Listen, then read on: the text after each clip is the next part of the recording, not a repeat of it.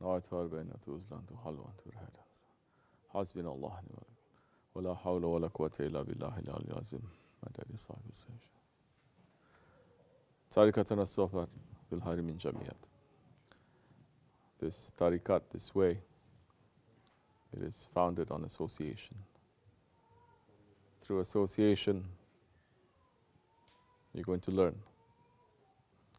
You're going to sit. You're going to listen. You are going to think. You're going to put it in your life. You're going to see the changes in your life. If you are coming for associations and your life is not changing, and your life is not changing for the better, fix yourself. Watch where you are in that association. Watch where your heart is in that association. Watch where your mind is in that association. Is your heart busy with the outside? Majority, yes. During the zikr, your hearts are busy with the dunya. During the zikr, your hearts are busy with your ego and with your own small little lives and small little problems. That you are taking your problems to take the place of Allah in the zikr. So what is the use of the association? Get up, get out. Sleeping. Out. You're not going home, or you're going to stay out. Holy Prophet ﷺ, as he was about to start the Sohbet, saying, Auzu billahi minash shaitanir rajim, Bismillahir Rahmanir Rahim. Just as it's about to start, one munafiq, one hypocrite stands up, breaking everything, slowly getting up and walking to another corner to sit down. Prophet ﷺ, smiling, begins again. Auzu billahi minash shaitanir rajim, Bismillahir Rahmanir Rahim. As he was about to start, another munafiq, getting up, slowly walking and sitting in another part of the room.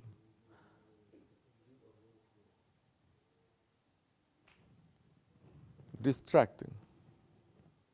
Is stopping the channels that are coming from the heavenly sources. And the one who is going to give the sohbet, don't think that they are better than the Holy Prophet ﷺ. If the Prophet ﷺ was interrupted and he had to begin again, what about those other ones? So what are you going to learn from the sohbet then, if your heart is not busy inside the sohbet? You can come and go 20 years, but you will not take 2 steps.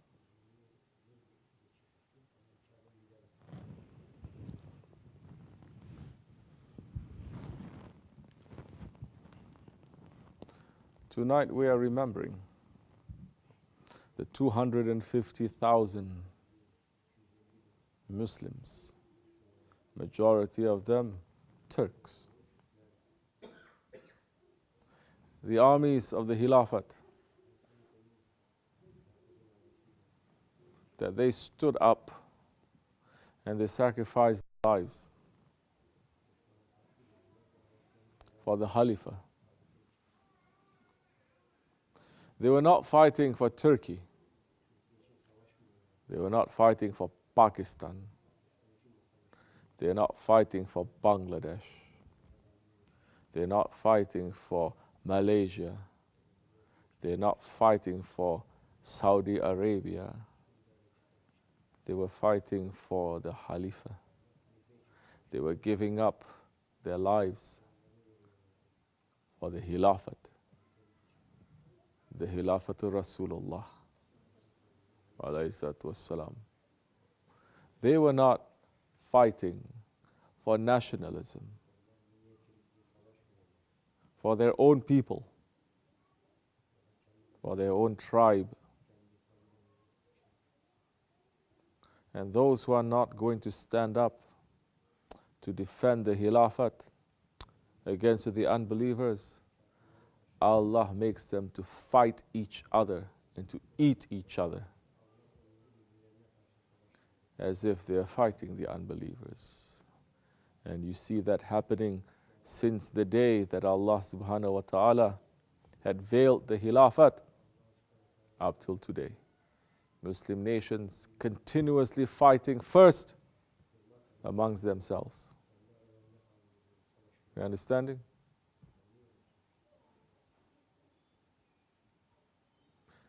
Because they are not understanding what it means to be in the ummah of the Prophet ﷺ.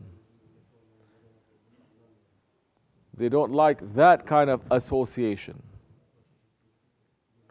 They want to be the ummah of Arabistan, ummah of Turkey, ummah of Pakistan, ummah of Malaysia.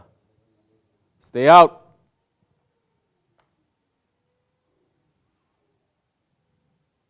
But they don't want to be the ummah of the Rasulullah alayhi salatu wasalam. So they have been fighting. We have been fighting. We have been eating each other from the inside from that time until now.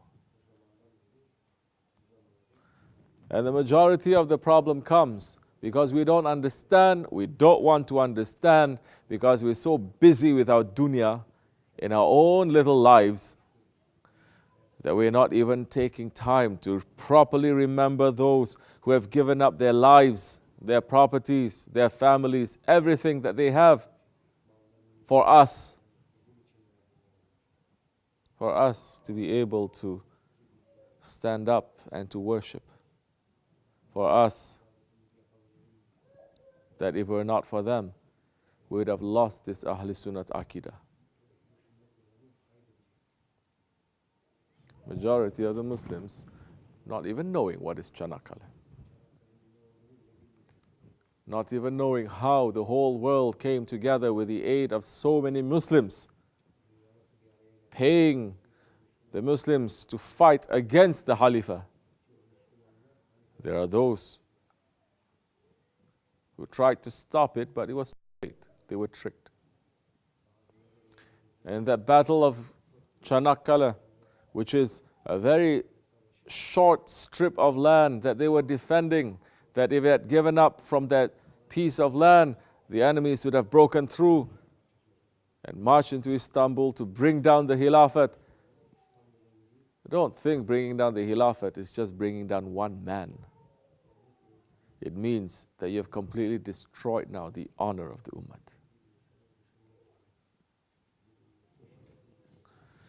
That small piece of land, 250,000 soldiers.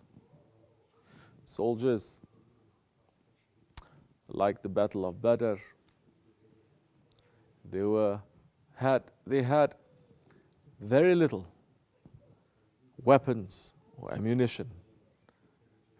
Definitely they have very little food, that they were boiling their shoes, their leather shoes, and they were eating it to stop themselves from dying from starvation and hunger. That all those that they've already achieved the station of awliya in that army, that they were not fighting for nationalism or for their country. They were fighting for Khilafat, for Islam, for the Prophet ﷺ, and for us. And because the majority of Muslims not remembering and honoring that and honoring them,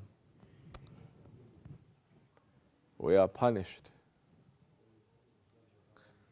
We are punished because we are not remembering them, and we are punished with continuously now punishing ourselves, torturing ourselves, killing ourselves, having our honor stripped away from us by ourselves. Let's not even touch what the enemies have done to the Muslims.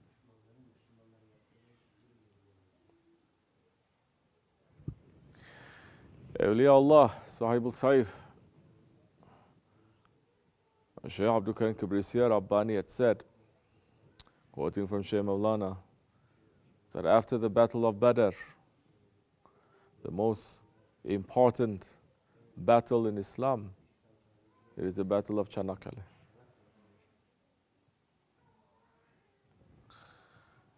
And in that battle, so many, they were martyred, and so many strange and unusual incidents and miracles happened.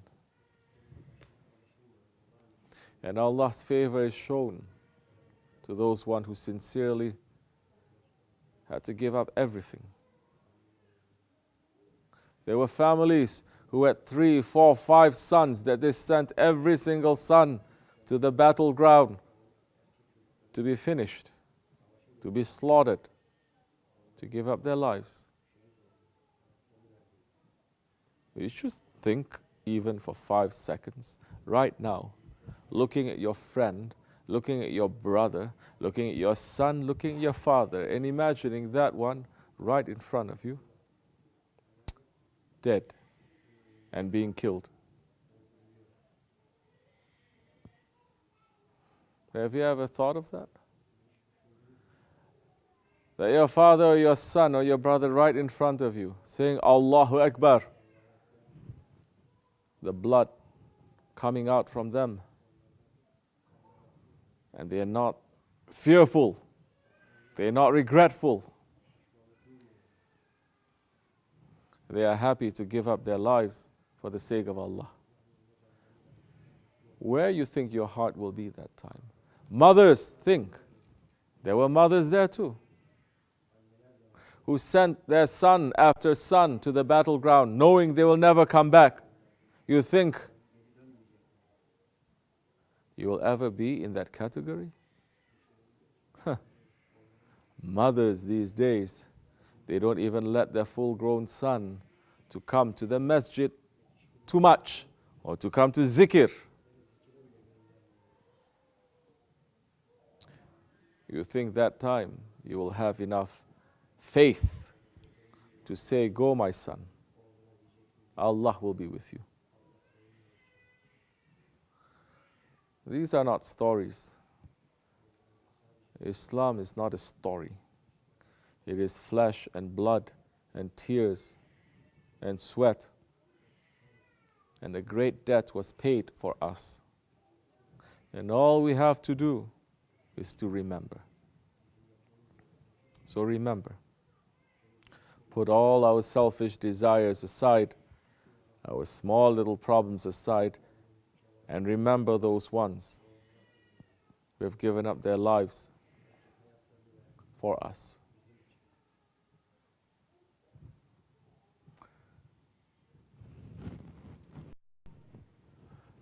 So the Khilafat was not brought down by the unbelievers.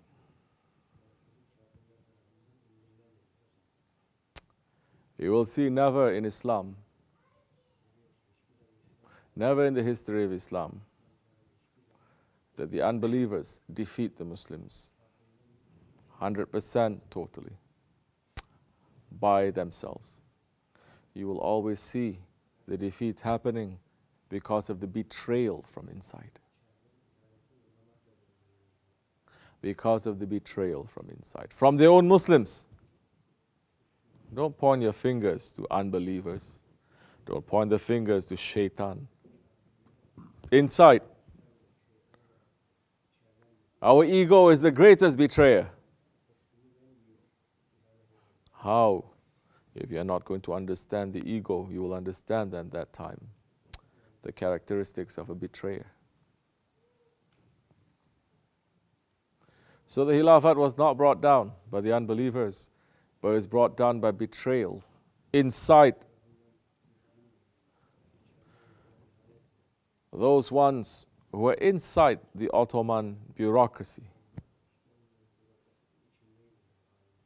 that they have already betrayed the Ottomans, while still calling themselves Ottomans, because they are looking to another lifestyle. They are looking to another life, that they say, we like this life better than what Allah and His Prophet has provided for us. And they have already betrayed, and they have already sold themselves. So from the outside, of course, they look Muslim, they look Ottomans. Majority did at that time. So many, from pashas to generals, to imams, to sheikhs, to Shaykhul Islams. That when the time came, the Khilafat had to be veiled, and the Khalifah stepped down willingly. He did not fight for his position. Understand this. He did not run away. He did not fight for it. He stepped down. They came to him, a few people, telling him to step down, including the Shaykhul Islam. Betrayal can take place anywhere and in any form.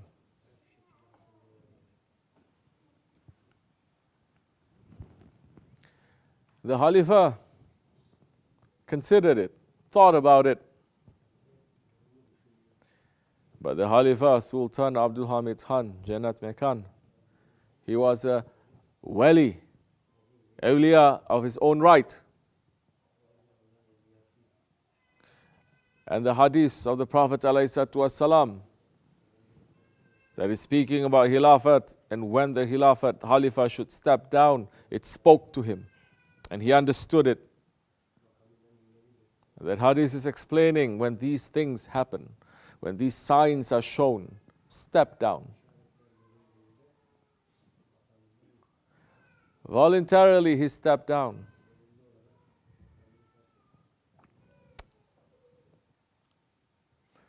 Although some generals who were loyal to him tried to persuade him, saying to him, don't step down, Ya Sultan, we have secret armies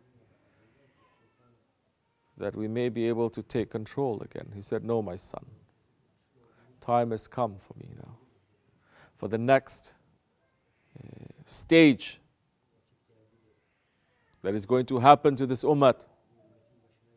What is the next stage? Jababira. Complete zulm, tyranny. That from the time that the Khalifah stepped down up till now, tyranny has taken over the face of this world and has taken over the heart of this world. Look, where is there any mercy anymore? From individuals, families, communities, to governments, to the world.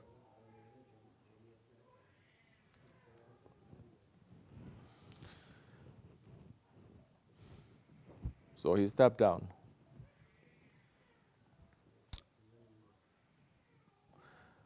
Those who fought in the way of Allah,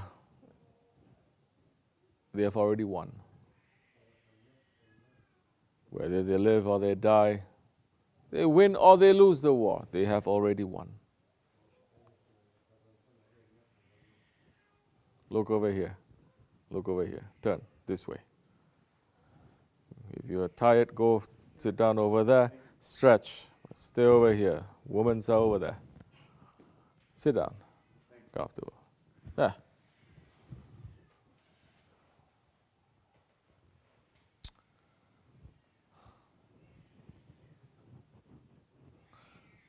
Inshallah, we are here preparing ourselves to welcome back the Khilafat. It is not going to be achieved through fighting, through war, through campaigning, through political parties, through regimes, through ideologies, through governments. No, it is not. It is going to be